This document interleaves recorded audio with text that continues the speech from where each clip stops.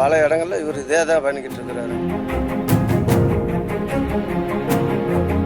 Letter எழுதி கொடுத்துட்டு நான் எந்த வேலையும் செய்ய மாட்டேன் அப்படின்னு சொல்லி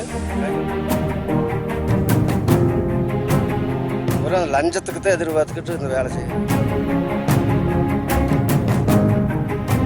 இது தம்பி சம்சாரத்தை வீடுங்க. அந்த அம்மா வேலைக்கு போயிடுச்சு. புஷ்பாங்கிற அம்மாவுக்கு வந்து தமிழகம் வந்து வீடு கொடுத்துருக்குறாங்க. 2,40,000 ரூபா அந்த வீட்டுன்றது செலெக்ஷனுங்க. 2 வருஷமாக அதுங்க வீடு கட்டி வேலையெல்லாம் முடிஞ்சுதுங்க. அப்புறம் இப்போ மின்னணைப்பு கொண்டு போய் படியூர் ஜேஇஎட் கொடுத்தனுங்க. அப்ளிகேஷன் கொடுத்து ரெண்டு மாதமாக போகுதுங்க. அவர் வந்து பார்த்தாருங்க. பார்த்து போட்டு வீட்டை நீ குடித்தோன்னா வீட்டை பார்த்தாருங்க. உள்ளே வந்து சமையல் கட்டு செல்ஃப் வைக்கணும் அப்படின்னாருங்க. சரின்னு சொல்லி அதை வச்சுட்டு மறுபடியும் போய் சொன்னேங்க.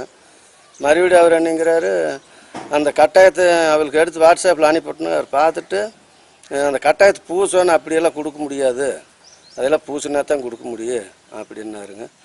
அப்புறம் மறுபடியும் அமைச்சர் அவர் வந்திருந்தாருங்க, சாமிநாதன் அவர் அமைச்சர். அப்புறம் அவர்கிட்ட போய் இந்த மாதிரி சொன்னால் அவர் சரின்னு அவர் ஒரு இது கொடுத்தாருங்க. மனு கொடுத்ததுக்கு அவர் சைன் பண்ணி கொடுத்தாருங்க. கொண்டு போய் டிஆஃபீஸில் கொடு அப்படின்னு சொல்லி தலைவர் மூலியம் பரிந்துரை பண்ணாருங்க.